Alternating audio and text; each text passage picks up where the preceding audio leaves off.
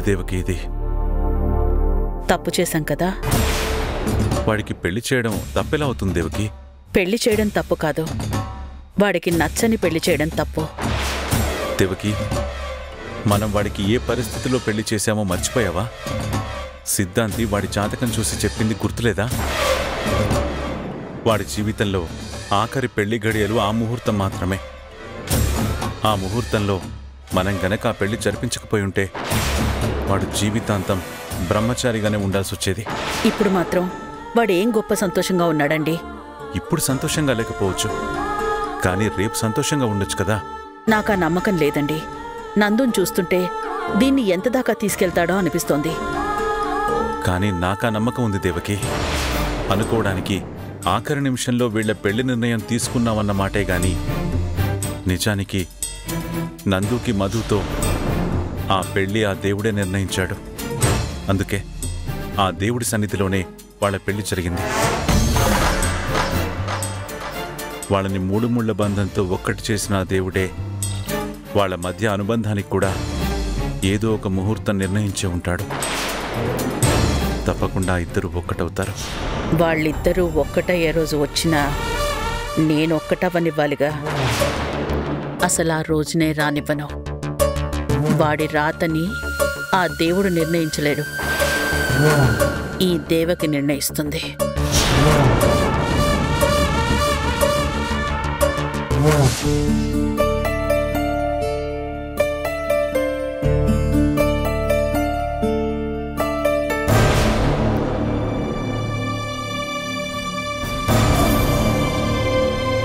ఏంటి వదినా, బోర్ కొడుతుందా? లోన్లీగా కూర్చునున్నారు. మొన్నటి వరకు నాకు లోన్లీ అనే మాట కూడా ఎప్పుడూ గుర్తుకురాదు. ఇప్పుడిప్పుడే బాగా అలవాటవుతుంది. వదినా, అలవాటవుతుందని మీరు అనుకుంటున్నారు కానీ మీకది అలవాటవ్వదు. మీ పొజిషన్లో వేరే అమ్మాయి ఉంటే ఎలా హ్యాండిల్ చేస్తుందో చెప్పలేను కానీ మీరైతే ఎలాంటి సిచ్యువేషన్ అయినా చక్కగా హ్యాండిల్ చేయగలరు. నేను చాలా స్ట్రాంగ్ అని నాకు నమ్మకం బాగా ఉండేది, కానీ నేనిప్పుడంత స్ట్రాంగ్ కాదేమో అనిపిస్తుంది. ఊరుకోండి వదినా, మీరు ఆ మాట అనకండి. మీరు చాలా స్ట్రాంగ్. అలా కనబడుతున్నానంతే. అవును సుధీర్, అసలు నువ్వేం చేస్తున్నావు? నీకు రోజు ఎలా గడుస్తుంది? ఎప్పుడు ఎలా ఉండాలనిపిస్తే అలా ఉండడం, ఏం చేయాలనిపిస్తే అది చేయడం. బానే గడిచిపోతుంది వదినా. ఎందుకలా? నీ స్టడీస్ అయిపోయాయా? నాకు ఇంట్రెస్ట్ లేకపోయినా మామ్ నన్ను ఎంబీఏ చేయించింది. మామ్ కోసమే చదివాను.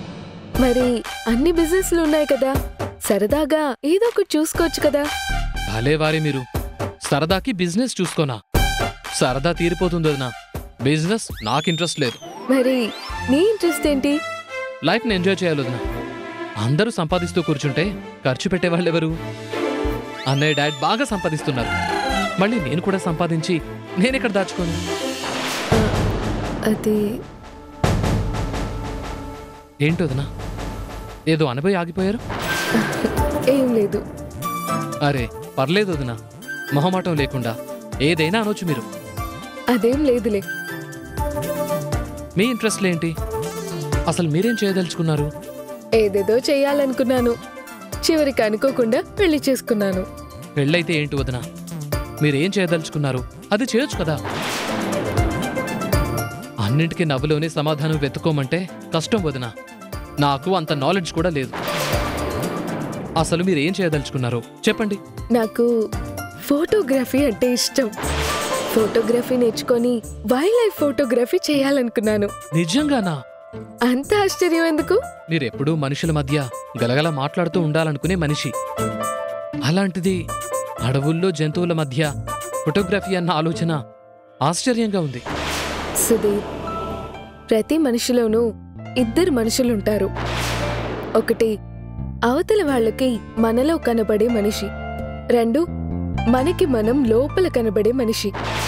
కరెక్ట్ వదినా, నేనెప్పుడూ ఈ పర్సెప్షన్లో ఆలోచించలేదు. అయితే మీకు అన్నయ్య లోపలుండే మనిషి కూడా అర్థమయ్యే ఉంటాడు. అందరి మనసులో లోతుని తెలుసుకోలేం సుధీర్. అలా తెలుసుకునే శక్తే నాకుంటే మా అక్క ప్రేమ గురించి నేనెప్పుడో తెలుసుకొని ఉండాలి. అది మీరు తెలుసుకోకపోవటమే మంచిదైంది వదినా. లేకపోతే ఇంత మంచి మనిషి మా అన్నయ్యకు భార్య అయ్యేదే కాదు.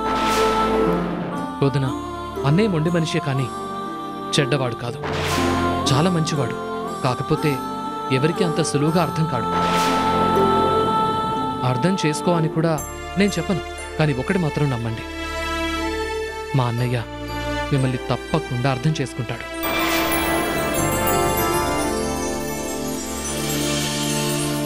రండి సార్. నమస్కారం సార్. నమస్తే. Please take your seats. Sir, ముందు కంటే బాగా గ్లామరస్ గా ఉన్నారు. కొత్త పెళ్లికొడుకు కళ ఉట్టిపడుతుంది కదండి. నేను అదేంటే బాస్ ఒప్పుకోవడం లేదు. నందు సార్కి అసలు పొగడ్తలంటేనే గిట్టదు, అయినా పొగడాల్సిందేనండి. కొత్త పెళ్లికొడుకు కళే కళ. నేను అదే అంటుంటాను. నువ్వు బయట వెయిట్ చేయి, అవసరం అయితే పిలుస్తాను. అలాగే బాస్. ఏంటి సార్, పెళ్ళై వారం కూడా కావలేదు, అప్పుడే ఆఫీస్కి వచ్చేసారు? గుడ్ మార్నింగ్ అయ్యా రోతర్. రోతర్ కాదు సార్, రూథర్. రూథర్ ఫర్డ్. అయినా మీరేంటి సడన్ గా ఇలా వచ్చేసారు? ఏం లేదయ్యా, అల్లుణ్ణి అమ్మాయిని పెళ్ళైన తర్వాత మా ఇంటికి తీసుకువెళ్ళి విందులు అవి ఇవి చెయ్యాలి కదా. అల్లుడు గారేమో నెత్తి మీద బోలెడు పనులున్నాయని కుదరదని వాళ్ళ నాన్నతో చెప్పారంట. ఒకసారి అల్లుడు గారిని కలిసి ఎలాగోలా పనులన్నీ పక్కన పెట్టి ఇంటికి రమ్మని రిక్వెస్ట్ చేయడానికి వచ్చాను. ఈయన సరైన టైంకే వచ్చారు. లోపల మిల్క్ సప్లయర్స్ ఉన్నారు. వాళ్ళ ముందు ఇంటి గొడవలు బయటపడడం బాస్కి ఇష్టం ఉండదు. ఇప్పుడు ఈయన లోపలికి పంపిస్తే బాస్ కుడిదిలో పడ్డ ఎలకలాగా చచ్చినట్టు ఒప్పుకుంటాడు. బాబు రోతర్, ఏంటై ఆలోచిస్తున్నావు? అల్లుడు గారు మీటింగ్లో ఉన్నారా? ఎంతసేపటికి పూర్తవుతుంది? అది అవడానికి అరగంట పడుతుంది. అది అవగానే ఇమీడియట్ గా స్టార్ హోటల్లో ఇన్వెస్టర్స్ తో మీటింగ్కి వెళ్ళిపోతారు. మీరు పని చేయండి, నేరుగా లోపలికి వెళ్ళిపోండి. అల్లుడు గారు ఏమీ అనుకోరా? మీకు పని అవ్వాలా లేదా? పెళ్ళవగానే హనీమూను, ఆ తర్వాత అత్తారింటికి విందులు వినోదాలు అని ఓ నెలపాటు ఆఫీస్కి మీరు రారు అని అనుకున్నామండి. వచ్చే నెల మీటింగ్ని మీ పిఏ ఇవ్వాలే అని చెప్పగానే కంగారుగా వచ్చాం. అత్తారింటి ప్రోగ్రాంలు అయిపోయాయండి. కొత్త పెళ్లి కొడుక్కి మహా సరదాగా ఉంటాయండి అత్తారింట్లో. మీరెవరో గాని మహానుభావులు, కరెక్ట్గా చెప్పారు.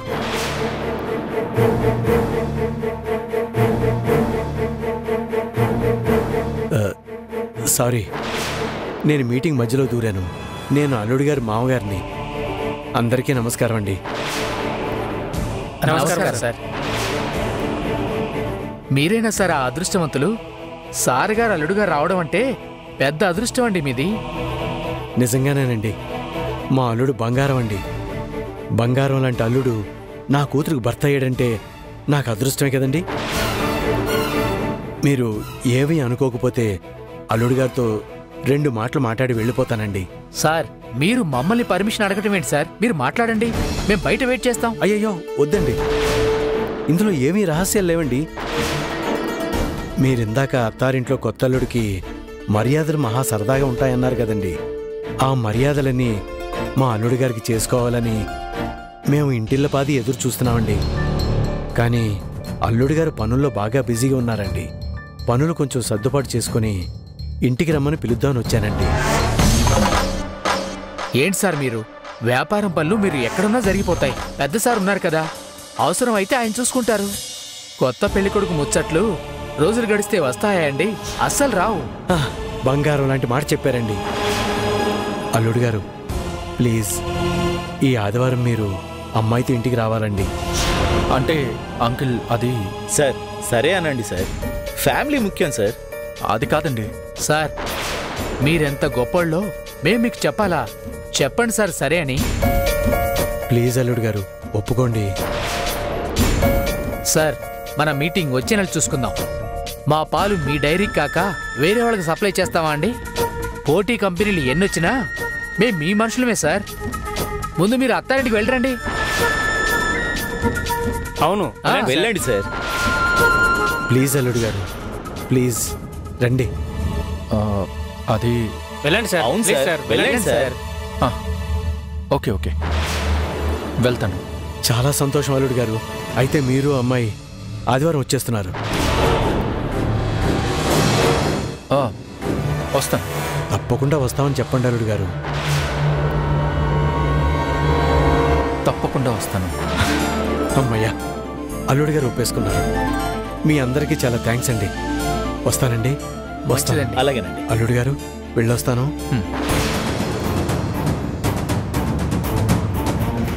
సార్, మీటింగు వచ్చే నెల పెట్టుకుందాం సార్. మేము బయలుదేరుతాం సార్. ఉంటాం.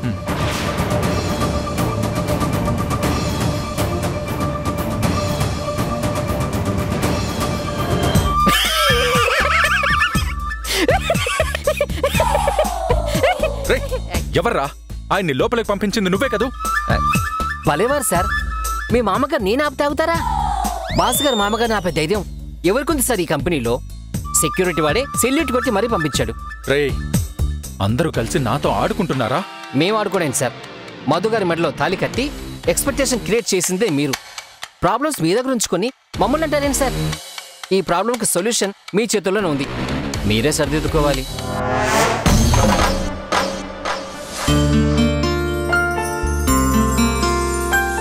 ఓ కొబ్బరికాయ ఇయ్యమ్మా.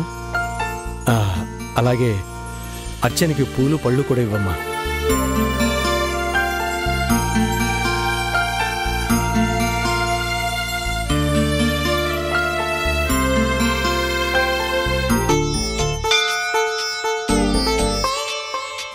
ఆపదామపహర్తారం దాతారం సర్వసంపదాం లోకాభిరామం శ్రీరామం భూయో భూయో నమామ్యహం. చెప్పండయ్యా. పంతులు గారు, అర్చన చేయించండి. పేరు గోత్రం చెప్పండి. కోవెల గౌతమనంద, శంకుపాల గోత్రం. కోడూరి.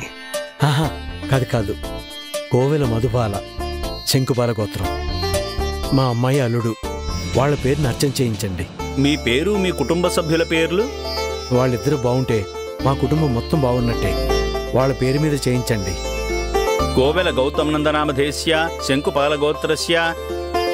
తండ్రి, నేను నా కోసం ఏది కోరుకోవడం లేదు. నా కూతురు అల్లుడు 100 ఏళ్ళు ఏ పరపచ్చులు లేకుండా కలిసిమెలిసి సంతోషంగా ఉంటే చాలు. శ్రీరామచంద్ర పరబ్రహ్మణే నమః. ఓం శ్రీరామ రామ రామేత రమే రామే మనోరమే.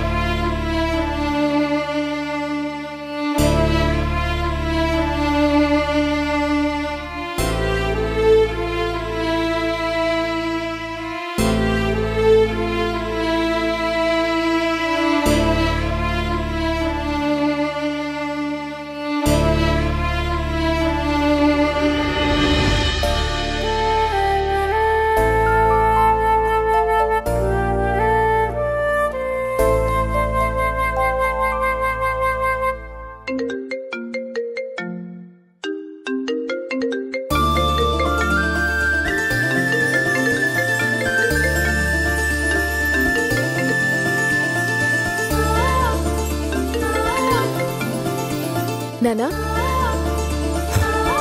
నానా, హలో నానా, వినిపిస్తుందా? అలా పిలుస్తూనే ఉండమ్మా,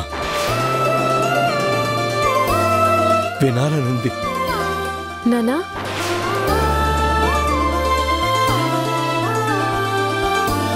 ఏమైంది నానా?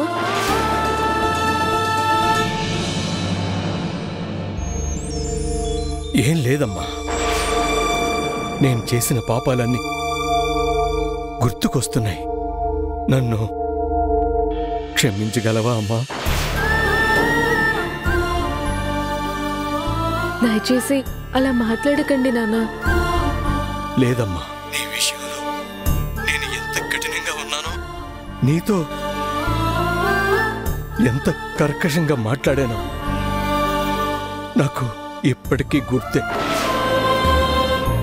దాదాపు 10 ఏళ్లుగా నిన్ను నిందించడం, మాటలు అనడం తప్ప ఏ రోజు తండ్రిగా ప్రేమను చూపించలేదు, నిన్ను అర్థం చేసుకోలేదు.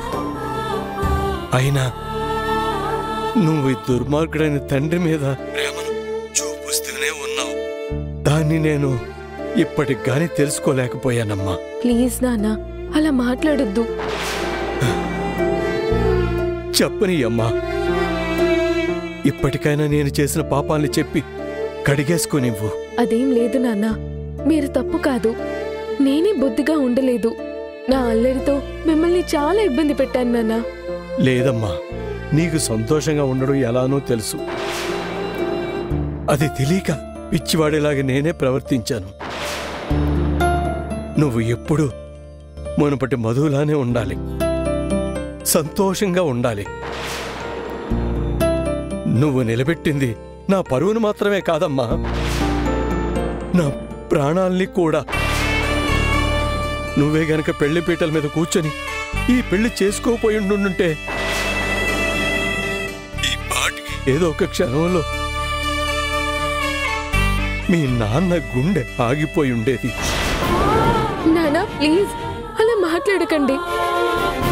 నిజమే చెప్తున్నానమ్మా. ఈవేళ నేనున్నాను అంటే దానికి నువ్వు మాత్రమే కారణం. నీ విలువని ఇన్నేళ్లు తెలుసుకోలేని మూర్ఖుణ్ణమ్మా నేను. నాన్న, ఎందుకలా మాట్లాడుతున్నారు? ఇలా చెప్పడానికి కూడా చాలా సిగ్గుగా ఉందమ్మా. నువ్వు అంత గొప్ప నిర్ణయం తీసుకుపోయి ఉండుంటే నేను ఇప్పటికీ కూడా నిన్ను అర్థం చేసుకోలేకపోయి ఉండేవాణ్ణేమో. నువ్వు ఇంత చేస్తే తప్ప నిన్ను నేను అర్థం చేసుకోలేదు అంటే నేను స్వార్థపరునే కదమ్మా. నాన్న, మీరు నా ముందులా తగ్గి మాట్లాడడం చాలా బాధగా ఉంది నాన్న. మీరు లేకపోతే మేమెక్కడున్నాం నాన్న? మీరు పోసిన ప్రాణం నేను. దయచేసి ఏడవద్దు నాన్న.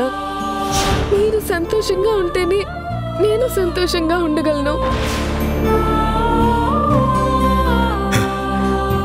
ఏడవనమ్మా, ఏడవను. అమ్మా మధు, నేను ఇవాళ చాలా ప్రశాంతంగా సంతోషంగా ఉన్నానమ్మా. మనసుకి ఏదో తెలియని హాయి. నీతో మాట్లాడుతూ ఉంటే గుండె బరువెక్కుతున్నా, మనసు తేలిగ్గా ఉంది. మీరెప్పుడు ఇలాగే ఉండాలి నాన్న. ఉంటానమ్మా, నాకేం తక్కువ. దేవత లాంటి కూతురు, బంగారం లాంటి అల్లుడు, నాకన్నా అదృష్టవంతుడు ఎవరుంటారు చెప్పు? మధు, నీకో విషయం తెలుసా? నువ్వు అల్లుడు వచ్చే ఆదివారం మన ఇంటికి వస్తున్నారు. నాన్న, నాకు రావాలనే ఉంది, కానీ ఆయనకి పనులు. అన్ని పనులు పక్కన పెట్టి అల్లుడు గారు నువ్వు ఆదివారం మన ఇంటికి వస్తున్నారు. సారీ నాన్న, కుదరదు. ఆయన అల్లుడి గారిని నేను ఆఫీసులో కలిశానమ్మా. ఆఫీస్కి వెళ్ళారా? అవునమ్మా, ఆఫీస్కి వెళ్ళాను, అల్లుడి గారిని కలిశాను, ఆదివారం ఇంటికి రావడానికి ఒప్పించాను కూడా. ఏంటి నాన్న మీరనేది? ఆయన ఒప్పుకున్నారా? ఏంటి, నువ్వు కూడా ఆశ్చర్యపోతున్నావా?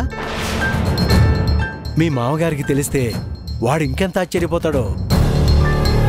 ఎవరైనా చెప్పే పద్ధతుల్లో చెప్తే అర్థం చేసుకుంటారమ్మా. నా అల్లుడు నన్ను అర్థం చేసుకున్నాడు. నేను అన్ని ఏర్పాట్లు చేసుకుని రెడీగా ఉంటానమ్మా. నేను వెళ్ళి ఈ విషయం మీ అమ్మకి నాన్నమ్మకి వెంటనే చెప్పాలి. వాళ్ళు విన్న వెంటనే ఎగిరి గంతేస్తారనుకుంటా. ఉంటానమ్మా, జాగ్రత్త.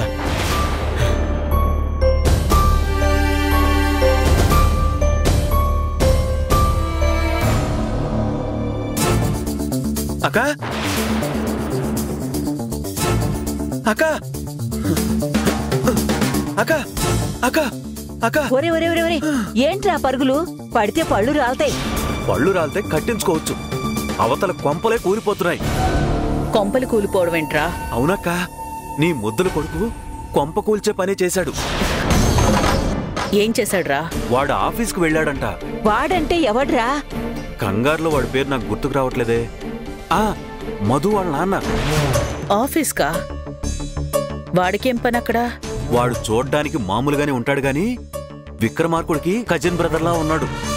కూతుర్ని అల్లుణ్ణి ఇంటికి తీసుకెళ్ళడానికి బావకు ఫోన్ చేసి అడిగితే కుదరదన్నాడు కదా. అందుకే వాడు డైరెక్ట్గా ఆఫీస్కు వెళ్ళి వచ్చే ఆదివారం వీడు పెళ్ళాంతో కలిసి అత్తారింటికి వెళ్ళడానికి ఒప్పుకునేలా చేశాడంట. నన్ను కొడతావేంటక్క? నమ్మకం కుదరకపోతే గిల్లి చూసుకోవచ్చు కదా, దానికి కొట్టాలా? అమ్మ మీద ఒట్టు, వాడు నిజంగానే వెళ్తున్నాడంట. ఒరే దొంగ సచ్చినుడా, నా మీద ఒట్టేస్తావేంట్రా? వాడు వెళ్ళేది నిజమే కదే, నీకేం కాదులే, ఊరుకో. ఆపండి. అసలు వాడెలా ఒప్పుకున్నాడ్రా? ఆ రామచంద్ర ఏం చెప్పి ఒప్పించుంటాడు వాణ్ణి? నీ కొడుకు అపరిచితుడి అమ్మ మొగుళ్ళ తయారయ్యాడు. నిమిషానికి ఒక రకంగా ఉంటున్నాడు.